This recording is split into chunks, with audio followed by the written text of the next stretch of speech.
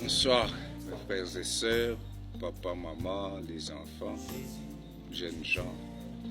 Nous revenons à vous pour partager la parole du Seigneur, ce qui est quelque chose de très important. Et là, nous allons lire dans Apocalypse, Apocalypse chapitre 3. Nous allons lire de 7 à 8. Apocalypse chapitre 3, versets 7 à 8. Nous lisons dans le nom du Seigneur Jésus-Christ. En tête ici, on dit « Lettre à l'église de Philadelphie ». Verset 7. Écrit à l'ange de l'église de Philadelphie. Voici ce que dit le Saint, le véritable, celui qui a la clé de David, celui qui ouvre et personne ne fermera, celui qui ferme et personne n'ouvrira. Verset 8. Je connais tes œuvres, très important. Dieu connaît nos œuvres. Je connais tes œuvres. Voici, parce que tu as peu de puissance, que tu as gardé ma parole et que tu n'as pas renié mon nom, j'ai mis devant toi une porte ouverte que personne ne peut fermer. Je reprends le verset 8e. Je connais tes œuvres. Voici, parce que tu as peu de puissance, que tu as gardé ma parole et que tu n'as pas renié mon nom, j'ai mis devant toi une porte ouverte que personne ne peut fermer. Nous parlons de la puissance que le Seigneur nous donne pour vaincre les tentations, pour ne pas renier son nom. Renier le nom du Seigneur, c'est aller à l'encontre de sa volonté. Quand Dieu dit d'aller à gauche, nous allons à droite, nous avons renié son nom. Quand Dieu nous dit d'aller à droite, nous allons à gauche, nous sommes en train de renier son nom. Mais ici, la parole de Dieu souligne, et c'est Dieu lui-même qui parle, le Saint, le véritable. Il dit parce que tu as peu de puissance et que tu n'as pas renié mon nom.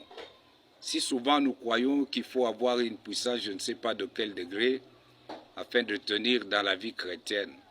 Si souvent nous succombons devant les tentations et nous nous disons mais ça a été plus fort que moi.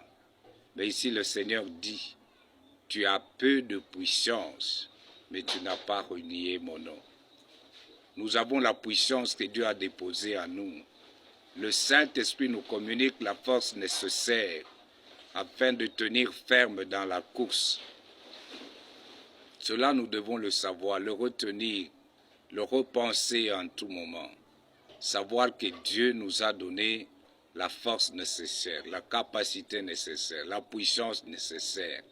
Si petite soit-elle, elle convient à renverser les forteresses de l'ennemi et à tenir ferme dans la course, à tenir ferme dans la mission qui nous a été à accomplir. Bien-aimés, le Seigneur est vivant. Quand il dit quelque chose, il se tient lui-même derrière sa parole pour l'accomplir. Vous vous souviendrez que quand Christ avait dit aux disciples, allons à l'autre bord, parce qu'il y avait un cas à traiter. Il y avait le fou de Gadara qu'il fallait délivrer. Chemin faisant, il y a eu la tempête, il y a eu la vague, beaucoup de vagues d'ailleurs, au point que même les disciples ont eu peur. Mais le Seigneur était avec eux. Il s'est réveillé, il a calmé la tempête, il a calmé les vagues, la tranquillité est revenue, le calme est revenu, ils ont continué jusqu'à atteindre l'objectif. Quand Dieu nous dit qu'avec la force qu'il nous a donnée, avec la puissance qu'il nous a conférée, nous sommes en mesure de renverser nos ennemis, nous sommes en mesure d'aller au-delà des obstacles, nous devons le croire. C'est le Saint qui parle, c'est le véritable qui parle. Et il y a toujours une récompense. Il dit, parce que tu as peu de puissance, que tu n'as pas renié mon nom, je vais ouvrir une porte devant toi que personne ne fermera. Il y a des portes qui nous attendent, des portes que Dieu va ouvrir, des bénédictions spirituelles qui vont venir, des bénédictions dans tous les domaines de la vie qui vont venir, mais il nous faut tenir ferme. Ayons en nous cette capacité-là de dire, je ne suis pas sans force. Je ne suis pas sans capacité, je ne suis pas sans puissance, parce que le Seigneur me l'a accordé. mes frères et sœurs. Chacun de nous a reçu un travail à faire. Dieu ne nous a pas donné ce travail sans nous conférer la capacité de le faire. Nous l'avons. Des fois, nous nous trompons en croyant que nous n'allons pas rencontrer des obstacles sur le chemin. Les obstacles sont là. C'est normal que l'ennemi nous mette des embûches sur le chemin. Et c'est également beaucoup plus normal encore que nous puissions vaincre ces obstacles, que nous puissions aller de l'avant. C'est comme ça que Dieu fait les choses. C'est comme ça que le Seigneur nous soutient. Il est Dieu, il est bon, il est grand, il est merveilleux. Que Dieu soit avec vous, que Dieu soit avec moi, et qu'en toute chose nous puissions aller de l'avant et vivre la victoire du Seigneur, et surtout que ces bénédictions nous accompagnent chaque jour et à chaque instant. Au début, là, quand nous avons lu ce passage, Dieu dit, je connais tes œuvres. Si nous pouvons ajouter un peu, je connais tes œuvres.